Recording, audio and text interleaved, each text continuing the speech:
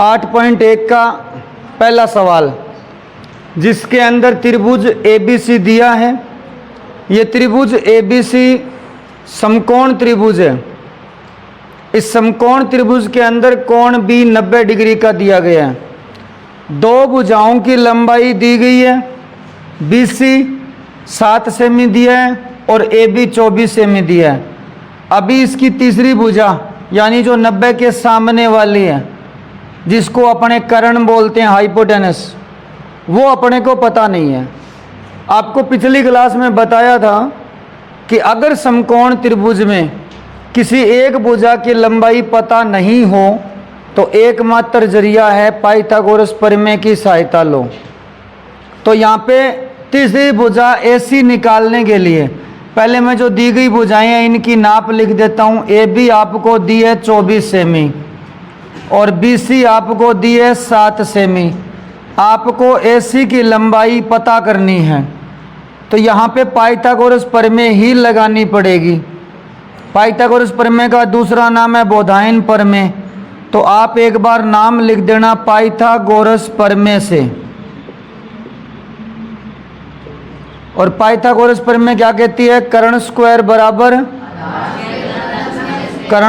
बराबर आधार square plus में कर्ण जो 90 के सामने वाली भुजा है यानी जिसका नाम AC है, ये कर्ण है 90 के सामने वाली भुजा जो कि सबसे लंबी होती है।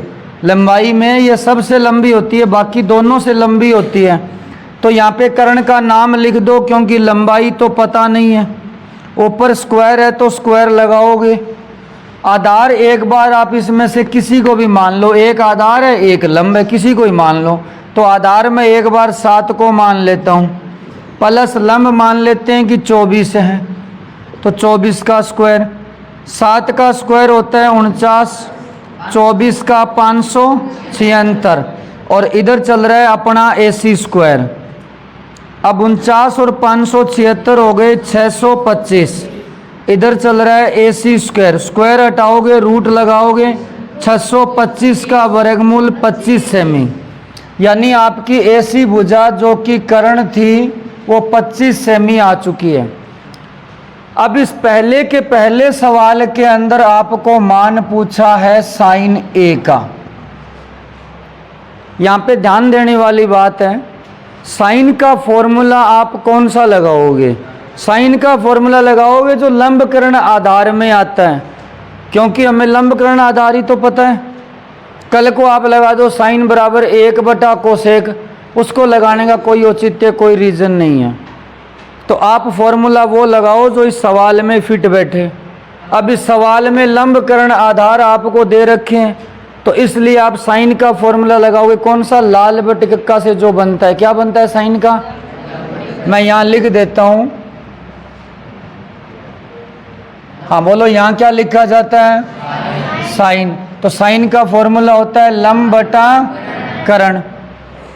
अब सबसे जरूरी बात इस सवाल की, सबसे ज़रूरी बात जहाँ पे अक्सर बच्चे मात खा जाते हैं, वो ज़रूरी बात ये है कि यहाँ पे कोण A दिया गया है। कौन सा दिया गया है? तो आप इस चित्र के अंदर, इस त्रिभुज के अंदर A कोण दर्शाओगे। कौन सा दर्शाओगे? ये बहुत ही ज़रूरी बात है। सवाल में जिस कोण का जिक्र है, A का जिक्र है, तो आप A कोण दर्शाओगे। अब आपको बताया हुआ है आधार कौन सी भुजा होती है? कौन सी भुजा होती है आधार? जिस पर दो कोण दर्शाए गए हों। अब किस पे दो हैं? AB पर। किस पर हैं? देखो A कोण दर्शाया हुआ, B दर्शाया हुआ, तो इस पे क्या हो गए? दो कोण हो गए। तो ये आपका आधार बन गया। अगर ऐसे नहीं पहचान सकते तो ऐसे समझ लो कि जैसे A कोण है ना, तो A के सामने वाली लंब होगी। कौन सी होगी? और जो बच गई वो फिर कौन सी हो जाएगी? आधार। ये बात समझ में आ गई क्या? तो जो कोण दिया गया है A, उसके सामने वाली भुजा कौन सी होगी? लंब। कौन सी होगी? मैं लिख देता हूं, लंब वो भुजा होगी जो कोण के सामने वाले, कोण के सामने वाले। कोण कौन सा? 90 डिग्री वाला नहीं, जो कोण आपको सवाल में दिया है। जैसे साइन A है तो A के सामने वाली लंब होगी। करण आपको पता ही है 90 के सामने वाली, तो बची एक, वो आधार हो जाएगी। बात समझ में आ रही है ये? अब बोलो लंब कौन सा है? बोलो लंब कौन सा है? 7। करण कौन सा है? 25। तो 7/25 साइन ए का मान हो गया। क्या ये बात समझ में आ गई आपको? अब आपसे मेरा एक छोटा सा सवाल है, क्या साइन के मान के अंदर कभी भी नीचे वाला जो अंक है हर, ये बड़ा हो सकता है क्या? छोटा हो सकता है क्या ऊपर वाले से? ऊपर वाले से ये छोटा हो सकता है क्या? मैं ये कहूँ साइन का मान 7/4 है, क्या 7/4 हो सकता है साइन का मान? क्यों नहीं हो सकता? क्योंकि साइन का फॉर्मूला लंब बटा कर्ण होता है, और कर्ण सबसे बड़ी भुजा होती है। कौन सी भुजा होती है? तो सबसे बड़ी भुजा तो नीचे आएगी, तो 4 छोटा अंक नीचे नहीं आ सकता।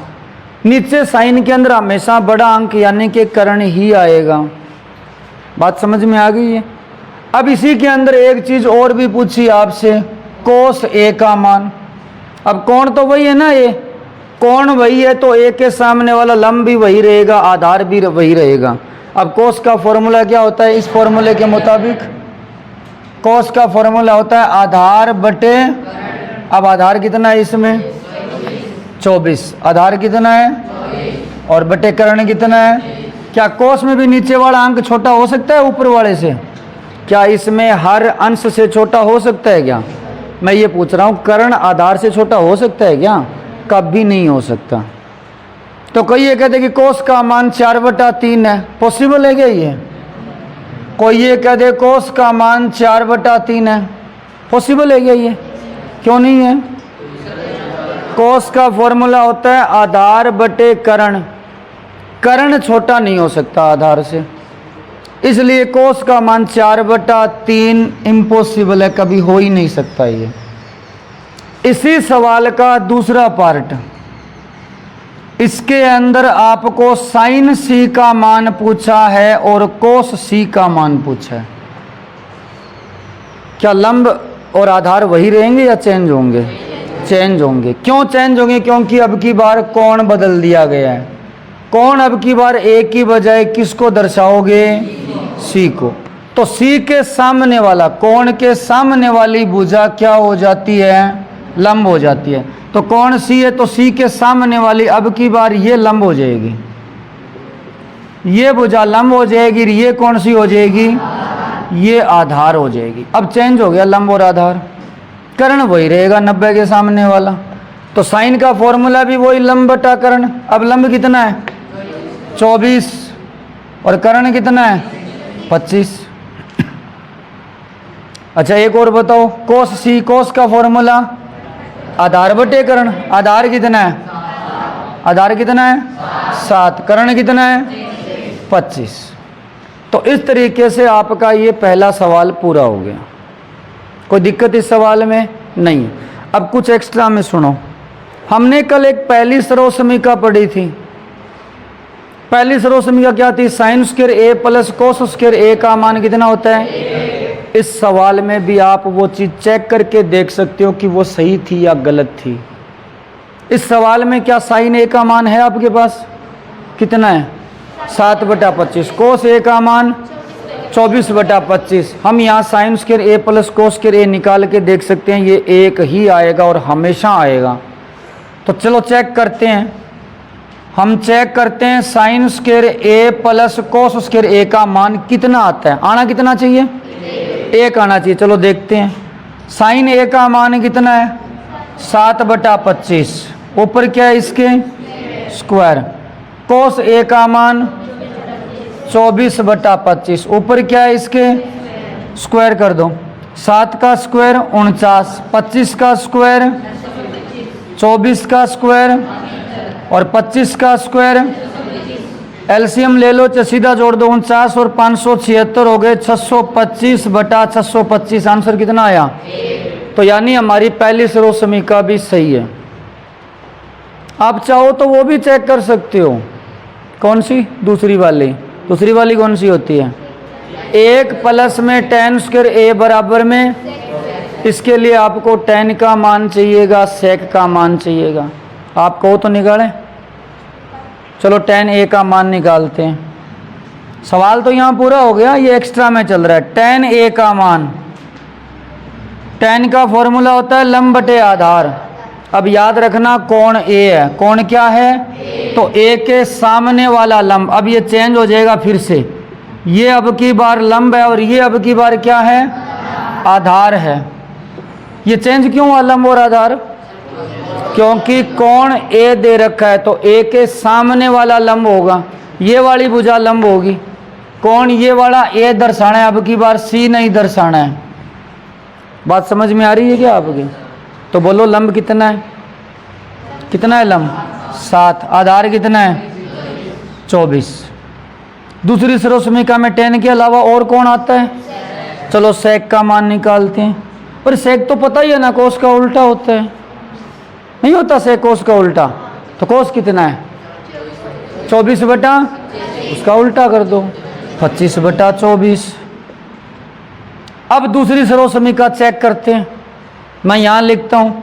दूसरी सर्वसमीका की लेफ्ट हैंड साइड क्या होती है 1 प्लस में tan स्क्वायर a, 1 का 1 प्लस tan a का मान 7 बटा 24, कितना है 7 बटा, और ऊपर क्या है इस पे स्क्वायर, 1 का 1 प्लस 7 का स्क्वायर और 24 का एलसीएम कितना आएगा 500, 576 का 1 से गुणा 576 प्लस 49 625 बटा 500, 625 किसका वर्ग होता है और 576 है, तो इसको आप 25 बटा 24 का स्क्वायर लिख सकते हो क्या? अरे 625 को 25 का वर्ग नहीं लिख सकते, 576 को 24 का वर्ग है। ये किसका मान है 25 बटा 24 है sec का, तो 25 बटा 24 की जगह लिख दो आप sec, क्या लिख दो, और ऊपर स्क्वायर है स्क्वायर लगा दो। तो यानी 1 प्लस tan स्क्वायर a का मान किसके बराबर होता है? इसी तरीके से आप तीसरी सर्वसमीका भी सिद्ध कर सकते हो, जो कि क्या होती है 1 प्लस कोट स्क्वायर a बराबर है कोसेक स्क्वायर a। तो उम्मीद आपको ये समझ में आ गया होगा, ठीक है। तो दूसरे सवाल के अंदर अपने को ये भुजा 13 दी है, ये 12 दी है, ये मैंने पाइथागोरस प्रमेय से डायरेक्ट लिख दी, 5 सेमी आप लोग निकाल लेना। अब इस सवाल के अंदर अपने को मान पूछा है tan p minus cot r, इसका मान बताओ कितना होता है, ये पूछा है। तो हम लोग पहले tan p का मान निकालते हैं, tan p का मान। तो tan p का पूछा है, तो देखो बेटा कोण p दिया है, तो आपको कोण p ही दर्शाना है, और आपको बताया था जो कोण दर्शाया जाता है उसके सामने वाली भुजा होती है लंब। क्या होती है? ये लंब है तो ये कौन सी होगी आधार। और tan का फॉर्मूला क्या होता है लंब बटे आधार। तो लंब कितना है 5, आधार कितना है 12। तो tan p का फॉर्मूला है, tan p का मान हो गया 5 बटे 12। अब मान पूछे कोट r का भी चाहिए। अब कोट r है तो आपको ये p हटाना पड़ेगा, इसकी बजाय अब की बार आपको r कोण दर्शाना पड़ेगा, क्योंकि कोट r आ चुका है। अब r के सामने वाला लंब हो गया, अब ये लंब है, ये लंब है तो ये क्या बन जाएगा आधार। और कोट का फॉर्मूला क्या होता है आधार बटे लंब। कोट का फॉर्मूला होता है आधार बटे लंब। आधार कितना है 5 और लंब कितना है 12। एक बात बताओ मेरे को, tan तो कोट का उल्टा होता है कि नहीं होता? तो फिर इस tan वाले मान को पलट के कोट का क्यों नहीं निकाला? क्योंकि कोण यहाँ पे अलग है, यहाँ tan p और यहाँ कोट r है। अगर आपसे कोट p पूछता तो आप इसको उल्टा कर देते, tan p का उल्टा हो जाता कोट p, और कोट p का मान हो जाता 12 बटे 5। अब फिलहाल दोनों मान इसमें रख दो जिसका मान पूछा है।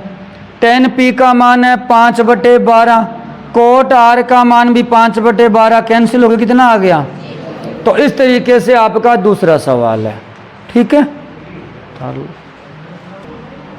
तो अब 8.1 का चौथा सवाल, छोटा सवाल है 15 कोट ए बराबर 8। सवाल पे ध्यान दें। चौथा सवाल है 15 कोट ए बराबर 8। तो किसका मान पूछे? किसका मान पूछे? साइन ए और मतलब बाकी जो त्रिकोणमितीय अनुपात है उनके पूछे हैं। इसको कैसे सोल्व करेंगे? देखो यहां से कोट ए बराबर कितना हो गया? 8/15।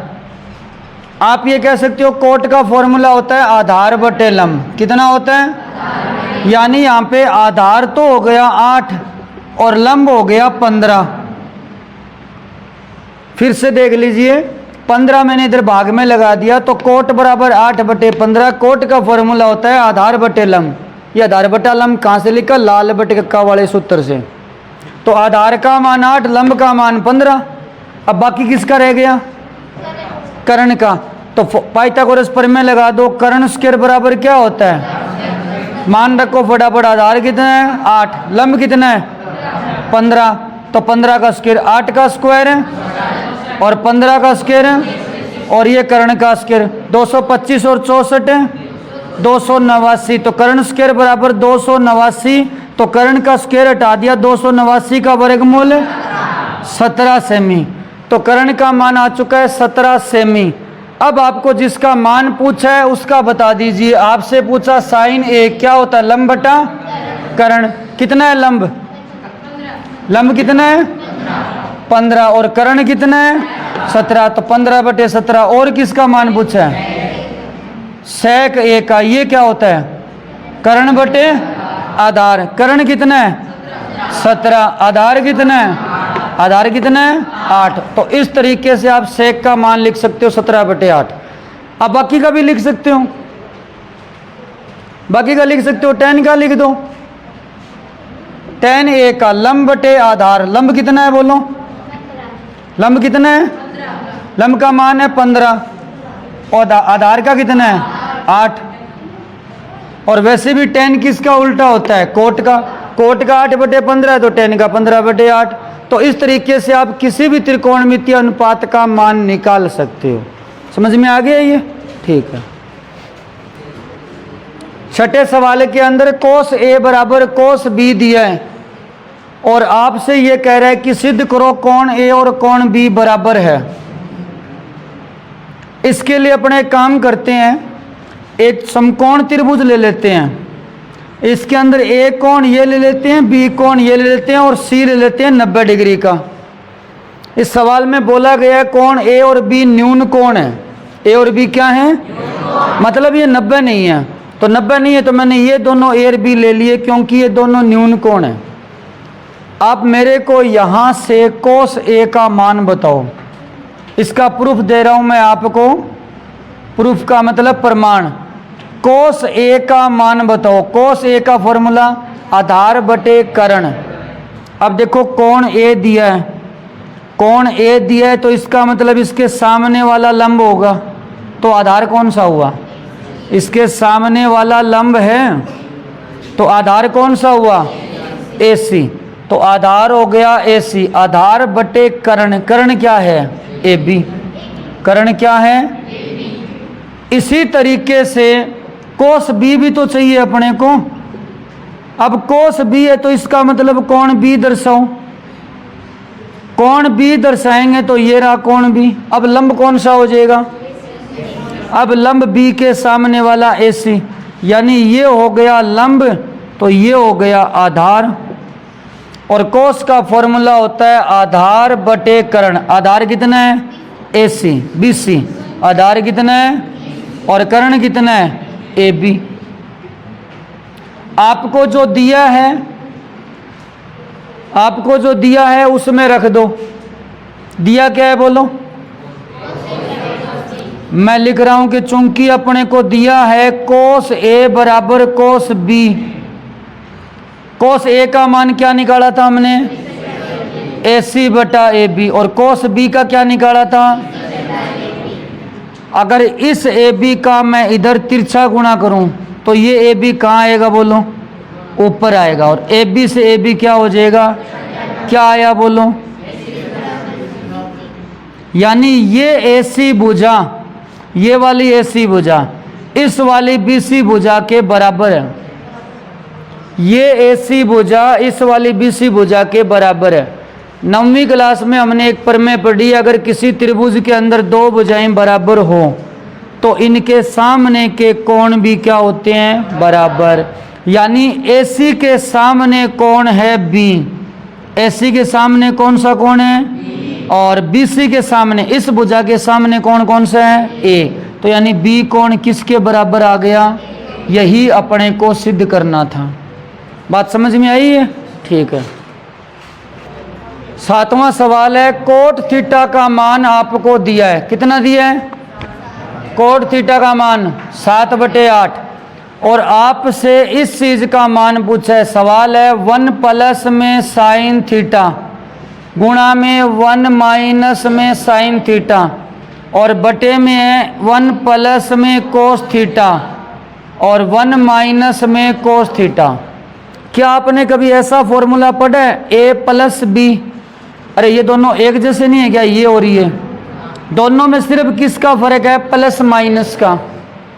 यानी आप इसको ऐसे पढ़ सकते हो A प्लस B, और इसको पढ़ सकते हो A माइनस।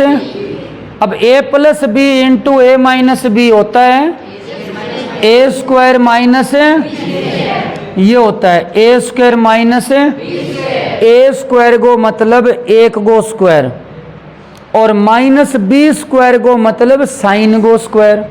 तो लिख देते हैं साइन स्क्वायर थीटा, स्क्वायर करना है ऊपर। समझ में आ गई ये लाइन? ऐसे ही सेम टू सेम नीचे वाले में A plus B A minus B क्या होता है, A स्क्वायर माइनस है A स्क्वायर का मतलब किसका स्क्वायर करोगे, माइनस B स्क्वायर का मतलब है कोस स्क्वायर थीटा। अब आप ये तो जानते ही हो 1 का स्क्वायर क्या होता है, 1 होता है। तो 1 माइनस साइन स्क्वायर थीटा और बटे में 1 माइनस कोस स्क्वायर थीटा। कल आपको सर्वसमीका लिखाई थी पहली, क्या थी, पहली सर्वसमीका क्या थी, साइन स्क्वायर।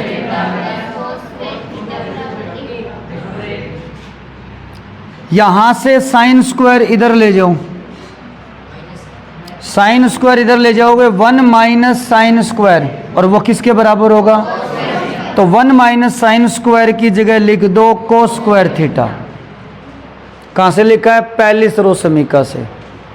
और 1 माइनस कोस स्क्वायर क्या लिखोगे, साइन स्क्वायर थीटा। यहां लिख दो साइन स्क्वायर थीटा। क्या आप इस कोस स्क्वायर बटा साइन स्क्वायर को ऐसे लिख सकते हो क्या, कोस थीटा बटे में साइन थीटा के ऊपर इकट्ठा स्क्वायर लगा सकते हैं। अब बताओ कोस बटा साइन किसका फॉर्मूला होता है, कोट का। किसका होता है, तो कोट थीटा का स्क्वायर आ गया।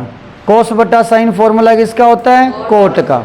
अब कोट थीटा का मान आपको दिया है, कितना दिया है, रख दो इसमें 7/8। तो 7/8 का स्क्वायर यानी आंसर आ गया 49/64। कोई दिक्कत इस सवाल में, एक बार फिर से बताऊं, हाँ